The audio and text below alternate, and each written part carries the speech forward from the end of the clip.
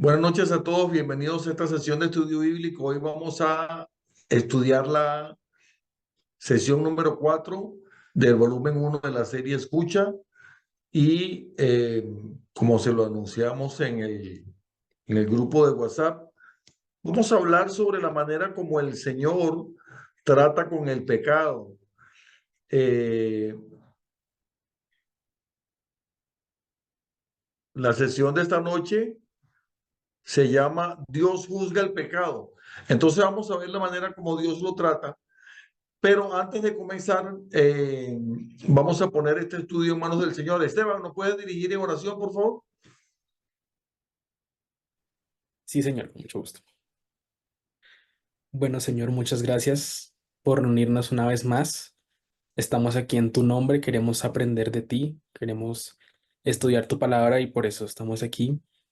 Gracias, Señor, porque a pesar de pronto las dificultades que hayamos tenido en el día o las enfermedades o de pronto algún intento del enemigo por separarnos, estamos aquí para buscarte una vez más. Danos, Señor, sabiduría, abre nuestros ojos y oídos espirituales para conocer más de ti y muéstranos por medio de este estudio cómo tu misericordia funciona. Gracias de nuevo por nuestra vida y por permitirnos estar aquí una vez más en el nombre de tu Hijo Jesús. Amén. Sí, señora, muchas gracias. Bueno, vamos a hablar hoy sobre la manera como Dios trata el pecado. Vamos a esperar que Karina se está conectando para comenzar con la primera pregunta. Esa pregunta que después llega en el grupo de WhatsApp. ¿Alguna vez les ha tocado, se han visto en la necesidad, o mejor dicho, lo han hecho, confrontar a alguien por causa del pecado, por causa de algo incorrecto, han pasado por esa experiencia que han tenido que decirle a alguien, mire, ven acá, ¿qué está pasando? A ver, Diana, ¿nos quieres contar? Esteban se ríe. No, no Bueno, es de ti que van a hablar, Esteban. sí, en alguna ocasión con a familiares muy cercanos, mm, tuve la oportunidad de hablar directamente de este tema, del tema del pecado y de las consecuencias y qué dice la palabra acerca del pecado y que y la solución es acercarnos más al Señor, ve a la iglesia, congrégate, endereza los pies nuevamente y no, definitivamente cuando uno hace ese tipo de comentarios y todo eso, no, las personas no les gusta de a mucho, la verdad. La confrontación es dura, dura, dura, Te genera una situación incómoda. fuerte. Capaz no le hablan más a uno, ¿verdad? O hablan más, Diana, que te dicen, bueno, ¿y quién te crees tú para juzgarme? Tú te crees mejor que yo y cosas así, ¿verdad? ¿Alguien más quiere compartir esa experiencia? O tal vez al contrario, tal vez a alguien que haya sido confrontado. Bueno, confrontado uno, más de una vez cuando uno está en el culto, uno se siente así como que me dieron en la jupa, como dicen aquí, me dieron en Sí. el clavo y evidentemente uno entra en reflexión porque, bueno, uno es pecador, pues, y uno dice, wow, no estoy, no estoy haciendo las cosas bien.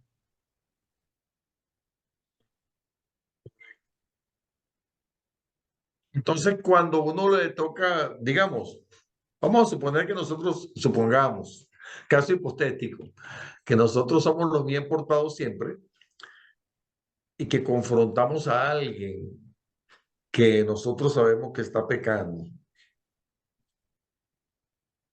Pero yo me pregunto, por ejemplo, Diana, eso es muy incómodo, ¿verdad?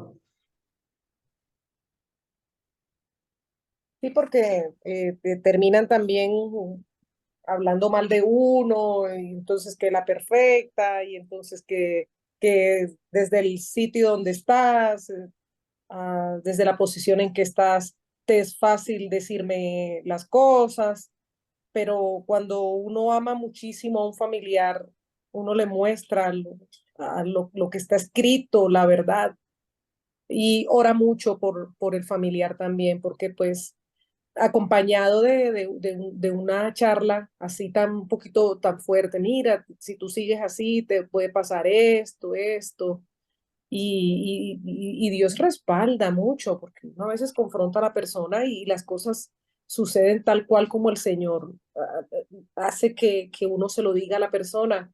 Yo cuando le decía a ese familiar, mira que cuando el Señor quiere hablar, las piedras saltan y ese día no, yo me di cuenta que no me escuchó. Por un oído entró y por el otro salió, pues. Y ya después cuando la situación se puso más crítica, que volví a conversarle, le dije, mira, en la palabra está escrito que el Señor utilizó hasta un burro para hablar.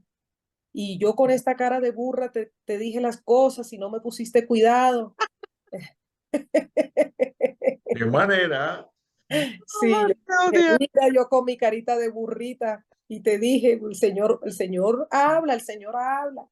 Pero bueno, definitivamente uno a veces pueda que esté siendo utilizado, o sea, un vaso del Señor, pero el Espíritu Santo es el que hace todo, definitivamente.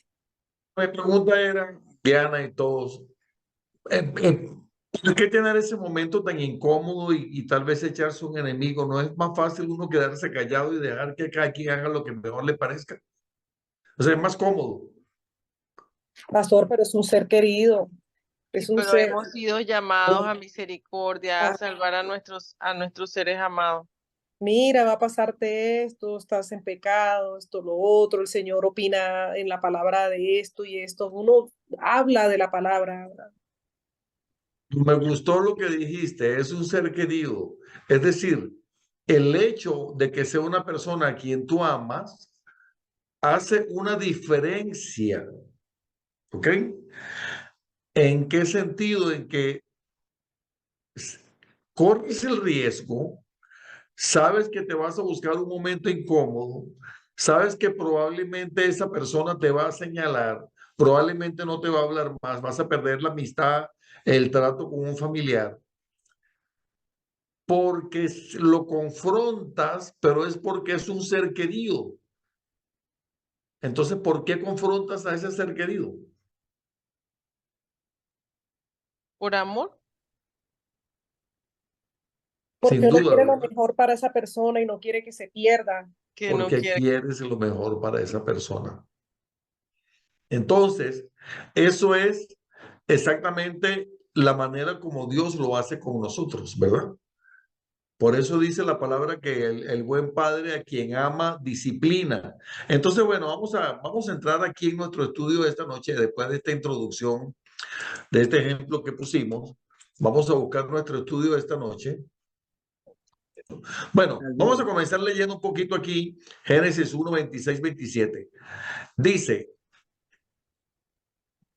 eh, luego dijo Dios, hagamos al ser humano nuestra imagen y semejanza, que tenga dominio sobre los peces del mar y sobre las aves del cielo, sobre los animales domésticos, sobre los animales salvajes y sobre todos los animales que se arrastran por el suelo. Y Dios creó al ser humano así, a su imagen, lo creó a imagen de Dios, mujer, o perdón, hombre y mujer los creó. Entonces, ya podemos ver aquí que Dios nos creó con un propósito determinado, que Dios nos creó porque tenía planes con nosotros, porque tenía, vamos a decirlo de esa manera, un proyecto con nosotros.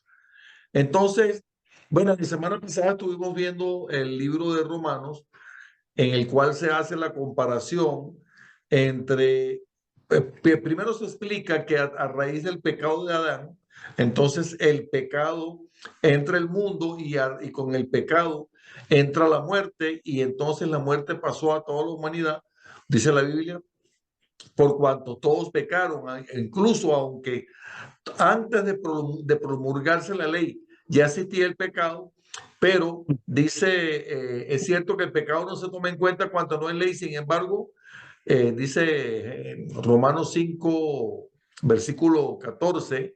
Sin embargo, desde Adán hasta Moisés la muerte reinó incluso sobre los que no pecaron, quebrantando un mandato como lo hizo Adán, quien es figura de aquel que había de venir. Entonces, aunque no estaba la ley, de cualquier manera, el pecado entró a raíz, o sea, el pecado entró a la humanidad a raíz de el pecado de Adán. Pero luego el Señor proveyó a su Hijo unigénito que viniera al mundo hecho hombre, para que entonces, así como la muerte entró a través de un hombre por causa del pecado, ahora la salvación entra a través de un hombre que es Jesús,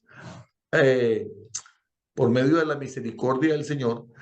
Y por la sangre derramada por Jesús en la cruz del Calvario, que es el precio que se paga justamente por eso, y por él nosotros entonces tenemos la vida eterna.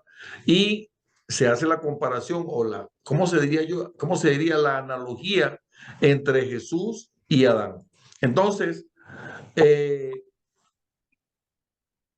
vamos a comenzar viendo el video de esta noche.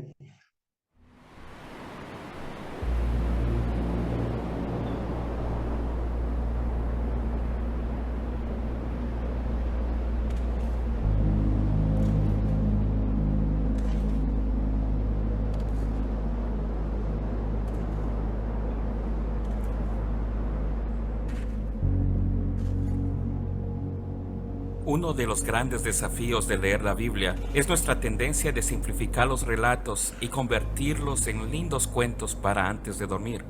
El relato del Arca de Noé es un ejemplo perfecto. Un barco lleno de animales con arcoíris y palomas. Ya puedes imaginar que es un cuento para niños. Mis hijos incluso tienen un juguete del Arca de Noé con el que juegan cuando se dan un baño. Me gusta que mis hijos estén aprendiendo estas historias, pero el Arca de Noé no es un cuento de niños.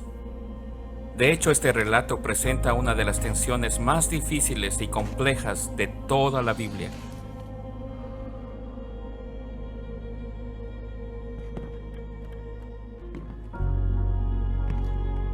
Hay pocos días tan oscuros y dolorosos como aquellos en que el juicio de Dios sobre el pecado finalmente se impuso sobre la humanidad. Esas primeras gotas de lluvia fueron una muestra de que no podemos huir de su presencia. Dios no está dispuesto a perder su creación. ¿Qué hace Dios cuando toda la humanidad, excepto una sola familia sobre la tierra, se rebela contra Él?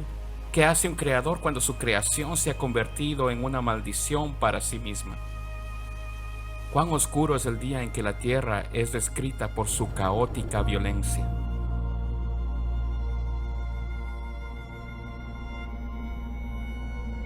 Al llegar al capítulo 6 de Génesis, la semilla de rebelión plantada en Adán y Eva por un acto de desobediencia se ha transformado en una crisis espantosa de violencia y brutalidad.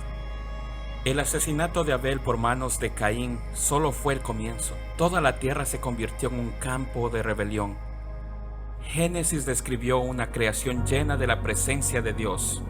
Ahora se nos dice que la corrupción es lo que llena la tierra. Muy a menudo pasamos por alto la tensión de este relato, pero Génesis pone todo el peso de la historia en nosotros. ¿Qué debería hacer Dios con su creación en abierta rebeldía con cada nueva generación que intensifica el sufrimiento y la injusticia aún más? ¿Qué hará Dios? ¿Podemos esperar que no haga nada? ¿Acaso se lavará las manos y nos abandonará? ¿Nos dejará sufriendo la desolación que hemos heredado y que seguiremos aumentando? ¿Es esta la historia? ¿Un mundo que se precipita a más corrupción y violencia? ¿O Dios interviene y se manifiesta su justicia?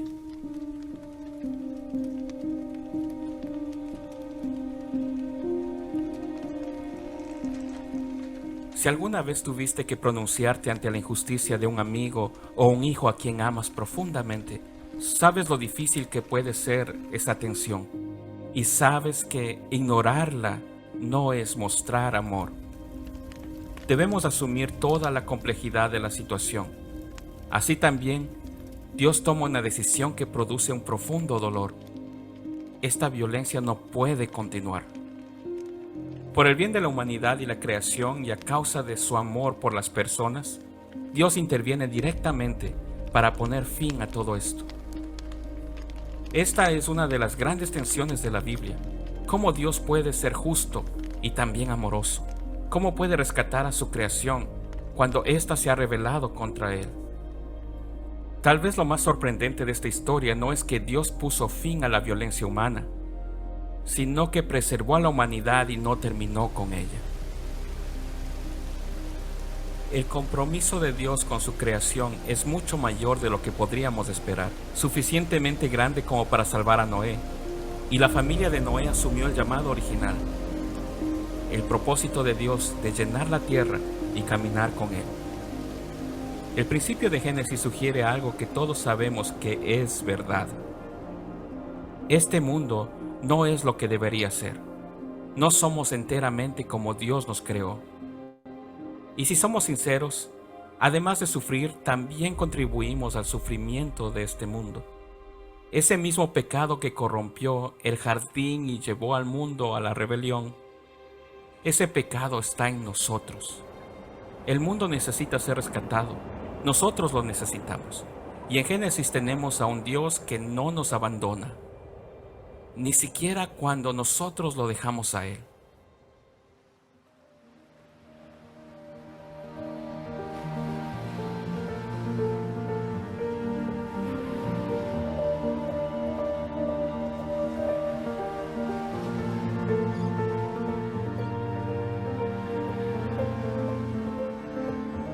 Génesis es el relato de un Dios que promete redimir a su creación. Nos muestra que Dios es la base de esta historia. Somos llamados a escuchar, para ver desde el principio que esta es la historia de Dios.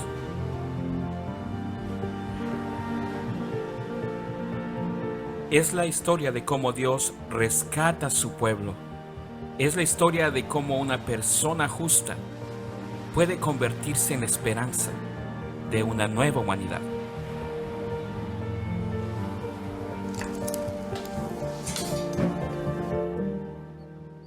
Escucha.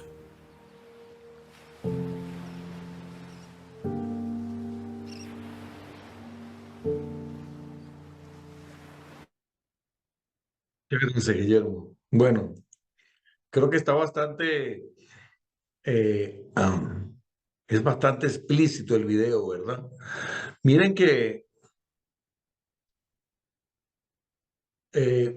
aquí la guía de la sesión nos plantea una pregunta. ¿Por qué los creyentes, en vez de obedecer a Dios, prefieren una relación con Él de ese tipo? Ámame, pero no me juzgues. Miren el caso que se plantea aquí al principio. Dice, imagínate que una persona irrumpe en tu casa, comete actos de vandalismo, quizás agrede físicamente a un miembro de tu familia, te hace daño a esa persona. Esa persona es capturada, comparece ante el juez porque lo capturaste o lo capturaron. Si el juez dice, yo soy una persona agradable, yo solo quiero amar a la gente, yo quiero aceptar a la gente tal como es, y le dice a ese delincuente, vete, eres libre. ¿Tú consideras que ese juez es una persona competente? ¿Tú consideras que ese juez está haciendo lo correcto? Entonces, muchas veces cuando vemos que ocurren cosas, nosotros decimos, no entiendo por qué estas cosas pasan o no entiendo por qué estas cosas suceden, ¿verdad? Pero lo que es la respuesta a esto, digo yo que debería ser que no tengo por qué juzgar a Dios porque lo que Dios hace o lo que Dios permite que suceda siempre tiene un motivo y tiene un propósito y muchas veces yo no lo puedo entender, pero lo que sí es absolutamente cierto es que aunque tenemos un Dios extremadamente misericordioso, porque esa es la esencia del Señor, su misericordia, su amor, todo pecado siempre va a tener su consecuencia de una u otra manera. Bueno, vamos a leer un poco Génesis, capítulo 6 del libro de Génesis, desde el 9 hasta el 14. A ver si alguien quiere ayudarme a leer. Ahí lo tenemos, pero si lo quieren ver en su Biblia, no importa que sea otra versión. Génesis 6, 9 al 14.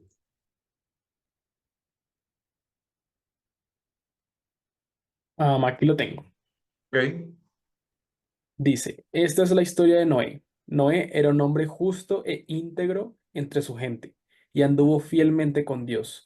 Tuvo 3 hijos, Sem, Cam y Jafet. Pero Dios vio que la tierra estaba corrompida y llena de violencia.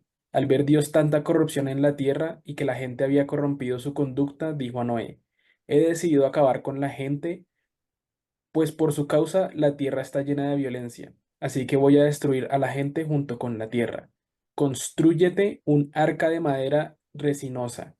Hazle compartimientos y cúbrela con brea por dentro y por fuera. Muchas gracias, Esteban. Y bueno, había un juicio allí que estaba por ejecutarse sobre el mal, porque el mal estaba corrompiendo a la raza humana en esos tiempos de Noé. Y entonces Dios hizo los preparativos para salvar a Noé y su familia, porque ¿qué decía el pasaje sobre Noé? Era un hombre justo. Que era un hombre justo. Entonces Dios quería salvar a la familia de Noé, a los animales y a los animales con la construcción de un barco. Entonces, ese juicio de Dios, mejor dicho, el Dios de juicio fue primeramente, o sea, antes que ser un Dios de juicio, fue un Dios de salvación, porque como lo dijo el video que acabamos de ver ahora, Él preparó el juicio, pero primeramente preparó la salvación, porque así es la manera como trabaja el Señor. Vamos a ver qué dice Génesis capítulo 7, versículos 1 al 10. El Señor le dijo a Noé, entra en el arca con toda tu familia porque tú eres el único hombre justo que he encontrado de esta generación. De todos los animales puros, lleva 7 machos y 7 hembras, pero de los impuros, solo un macho y una hembra. Lleva también 7 machos y 7 hembras de las aves del cielo para conservar su especie sobre la tierra, porque dentro de 7 días haré que llueva sobre la tierra durante 40 días y 40 noches, y así borraré de la superficie de la tierra todo ser viviente que hice. Noé hizo todo de acuerdo con lo que el Señor le había mandado. Tenía Noé 600 años cuando las aguas del diluvio inundaron la tierra. Entonces, para salvarse de las aguas del diluvio, entró en el arca junto con sus hijos, su esposa y sus nueras, de los animales puros e impuros, de las aves y de todos los seres que se arrastran por el suelo. Entraron con Noé por parejas, el macho y su hembra, tal como Dios se lo había mandado, y al cabo de los 7 días las aguas del diluvio comenzaron a caer sobre la tierra. ¿Qué opinan ustedes de este juicio del Señor como se llevó a cabo en los tiempos de Noé? ¿Alguna vez se han preguntado por qué Dios hizo algo de esa manera o les ha parecido que fue muy severo?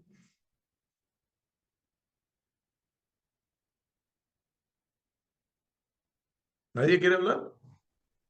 Solo imagino, más que todo, es la calidad del pecado que estaba sucediendo en ese momento para que eso lo hiciera. Porque si traspolamos lo que está sucediendo ahorita en la Tierra, diría, wow, debería ser ahorita, ¿no? Este, porque ya sabemos, Exactamente. sí, porque digo yo, wow, qué calidad de pecado había en ese momento.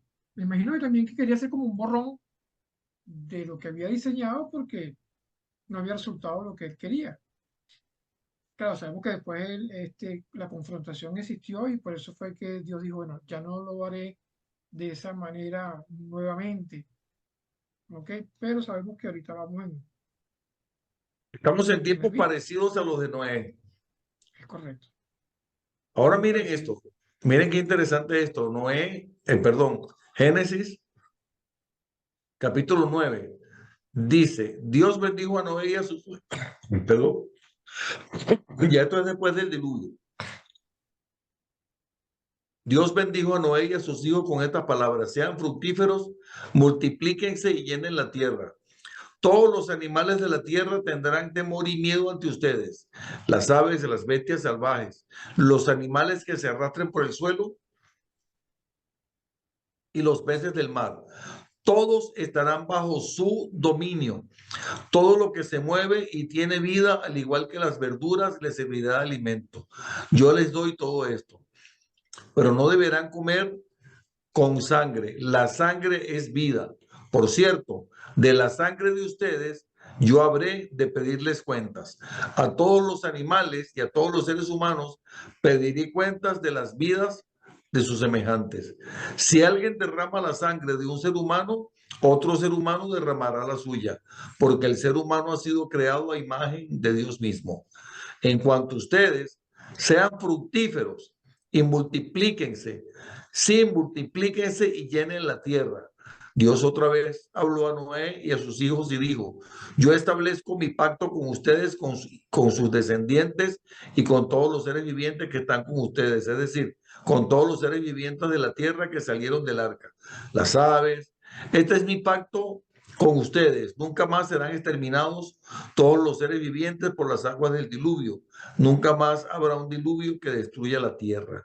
Y esta es la señal del pacto que establezco para siempre con ustedes y con todos los seres vivientes. He colocado mi arco iris en las nubes, el cual servirá como señal de mi pacto en la tierra. ¿A qué se les parece ese pasaje? De lo que Dios le dice a Noé y a sus hijos, de su familia, cuando salen del arca. ¿No se les parece algo? Al principio, cuando él le A la dice a Adán creación. y Eva, Correcto. Muy bien, Katina, dijo la creación, ¿verdad? A la creación, sí. Cuando Exactamente. comenzó. Entonces Y podemos hoy, ver que Dios siempre eh,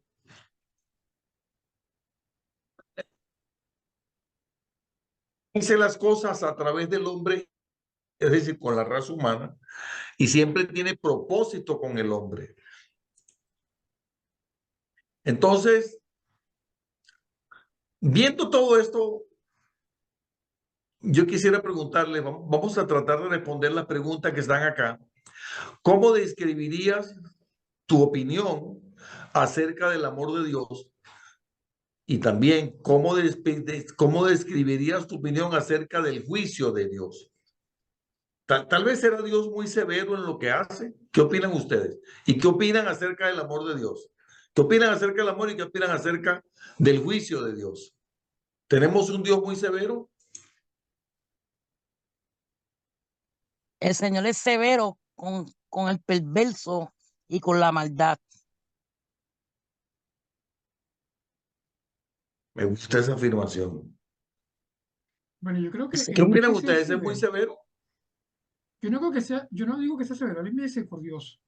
Fue severo en sus principios, sí, pero después de la venida de Jesús, él ha sido misericordioso, porque si fuera severo, en estos momentos, ya todo habría terminado, pienso yo. Interesante. Bueno, para mí la palabra severo suena como un poco más allá, ¿sí? Como de pronto que castiga más de lo que se merece, de lo que se merecía, ¿sí? Por eso, Yo no creo que Dios sea Implacable. severo en ese caso. Él simplemente es justo y sigue las reglas que pues él mismo puso para nosotros y con él mismo. En estos tiempos, y bueno, incluso en estos, la paga del pecado era la muerte, ¿no? Entonces, realmente esas personas sabían lo que estaban haciendo y sabían que eso los iba a llevar a esos caminos. Pero por otro lado, considero que el amor de Dios como que sobrepasa esa justicia. Él siempre está buscando maneras de, como en este caso, perdonar, en este caso a la familia de Noé, después con Jesús a los demás que vinieron. Y así Él siempre está buscando como maneras para mostrarnos su misericordia, aunque no la merezcamos. Amén, así es. según de Estoy- misericordioso es, así mismo es severo pero él lo dice bien claro, con el perverso. Está escrito. No, lo que pasa es que me quedo callado porque estoy tratando de analizar los dos puntos de vista. No es, no es que sean puntos de vista diferentes, es que ustedes lo están expresando de una manera diferente, pero a veces uno dice, pero ¿por qué Dios? O sea, cuando, digamos, por ejemplo, cuando le pasa algo a un ser querido, cuando le pasa algo a un ser querido, uno dice, no, pero ¿por qué Dios habrá sido así tan severo? ¿Por qué permitió eso? Bueno, él tenía sus defectos, pero, o él tiene sus defectos, pero él es una buena persona. En el fondo es bueno. Esa frase muy conocida, ¿verdad? En el fondo es bueno. Pero también pasa que cuando uno ve a alguien que está haciendo cosas muy malas, por ejemplo, en estos días estábamos hablando de, no, ¿cómo es que se llama? Del dictador de Corea del Norte. No creo que ni sé pronunciar el nombre, no me acuerdo cómo se llama. Kim Fu-jung. ¿Cómo es? Kim Jong. ¿Ah? Kim Fu-jung o Kim Chong-chung, no sé, algo así. Una cosa así, Kung Fu, no sé cómo que se llama. Y decíamos, es que ese hombre es terriblemente, impresionantemente malo. Y uno dice, ¿por qué Dios permite esas cosas? ¿Por qué sigue ocurriendo eso? ¿Me explico lo que quiero decir? Pastor Miguel, está muy calladito, hermano. Por eso es que yo decía de que, o sea, severo, severo no lo siento. Yo lo que siento es que Él es justo. Y en su justicia está que nosotros no lo podemos entender, sus tiempos. Y Él sabrá cómo lo está haciendo. Entonces hay que estar como que muy tranquilo en no ejercer uno la presión de la justicia, porque la justicia viene por Él a su tiempo. Perfecto. Amén. Así es, la justicia viene por él a su tiempo. ¿Qué opina de todo eso, Pastor Miguel Contreras? Bueno, buenas noches. Eso me recuerda a Miqueas capítulo 6 y me hace reconocer mucho cuando el Señor, cuando el mismo Jesús hacía referencia al rollo de Miqueas, cuando en algún momento en uno de los episodios en los cuales él es confrontado obviamente por los fariseos, por la gente que trataba de hacer de que la gracia no fuera reconocida. Es decir, que la gracia y la misericordia de Dios en Cristo mismo encarnado no fuera reconocida. Ellos trataban de retarlo, de tentarlo a que pisara el peine, como decimos muy bien en Venezuela, ¿no? A que cayera en el error, pues sabemos evidentemente que no iba a caer, sino que justamente con la sabiduría propia del Hijo del Hombre, Él responde. Y yo voy a hacer la cita referida a lo que Jesús dice, referido al rollo de Miqueas. Dice, ¿con qué me presentaré a adorar al Señor Dios de las alturas? ¿Me presentaré a Él con becerros de un año para ofrecerlos en holocausto? ¿Se alegrará al Señor si le ofrezco 1000 carneros o 10,000 ríos de aceite? ¿O si le ofrezco a mi hijo mayor en pago de mi rebelión y mi pecado? El Señor ya te ha dicho, oh hombre, en qué consiste lo bueno y qué es lo que Él espera de ti. Que hagas justicia, que seas fiel y que obedezcas humildemente a tu Dios. Que fue cuando el Señor citó, decía, misericordia quiero y no sacrificio. Qué tremendo eso. Sí, Wow. el tema es la justicia de Dios. Yo leí un libro del apóstol Gustavo Lara, que es digamos, el principal de las redes con las que nosotros trabajamos aquí en Argentina, que se llama El Reino de Dios y su Justicia, justamente. Y el libro, bueno, hace una diserción muy amplia acerca de este tema, pero en resumen, para no ponerlo demasiado largo, es que la justicia de Dios es su amor y su misericordia. O sea, no hay otra forma de que eso se manifieste, porque lamentablemente o desafortunadamente, en la naturaleza humana, las obras siempre van a ser más importantes que la fe, las obras siempre van a ser más importantes que el amor y la misericordia. Y entonces ahí es donde se trata de establecer la diferencia, porque cuando creemos por las obras lo que es importante, entonces comienza la justicia propia. Y sabemos perfectamente que la justicia propia no es la misericordia de Dios. Entonces, eso incluye la acción de Dios, donde siempre nos dice y nos permite la posibilidad de elegir. Recuerdo perfectamente Deuteronomio 30 cuando dice, he aquí les doy a escoger entre la vida y la muerte, entre la bendición y la maldición, pero después dice, escojan pues la bendición para que les vaya bien a usted y a su descendencia. O sea, Dios en ningún momento deja de asomar su justicia a través de la misericordia de su amor. O sea, siempre dice cuáles son las reglas del juego, siempre la pone claro. Somos nosotros los que en nuestra justicia propia y no en su amor queremos establecer lo que ella estableció de antemano. Eso incluye la severidad por no haber respondido lo que representa un pecado en perversión, lo que representa un pecado en una condición que es meramente humana. ¿Por qué? Porque todo lo que está fuera de Cristo está fuera de la presencia de Dios y por ende entra entonces en lo que es el pecado de la perfección, de la perversión, de la injusticia y de lo que no representa la justicia, que no es sino la falta de equidad. Entonces, la justicia es ecuánime, no es justa o injusta, sino simplemente tiene la equidad de Dios y es la que permite el fiel de la balanza. Y la palabra fiel también significa exactitud, así que nosotros vamos a esto entendiendo de que Dios es exacto. Dios no se equivoca, pero ni un milímetro, y no se le escapa absolutamente nada. Por eso, Él sigue permaneciendo como ese video que lo expresó tan literalmente. Muy bien, excelente ese video y esa reflexión de quien lo hizo, de que Él siempre va a permanecer en su contacto por amor y misericordia al hombre. Entonces, eso puede incluir los términos que para nosotros en nuestra justicia humana nos pueden parecer perversos o perjudiciales, pero realmente es su amor y su misericordia a través de su justicia lo que se va a manifestar siempre. Por eso recordé Miqueas y me vino al tiro podérselos compartir. Maravillosa reflexión, Miguel. No pudo haber quedado mejor. Excelente. Así trabaja la justicia del Señor y como tú lo dijiste, me gustó mucho. La justicia del Señor justamente es su misericordia. Se refleja en su misericordia. Gracias al Señor por su palabra. Vamos a orar.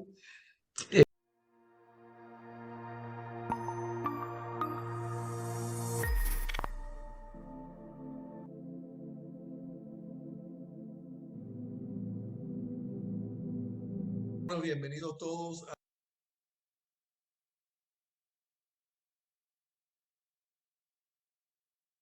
periodo de los reinos de Israel y de Judá. Muchas bendiciones, nos vemos la próxima.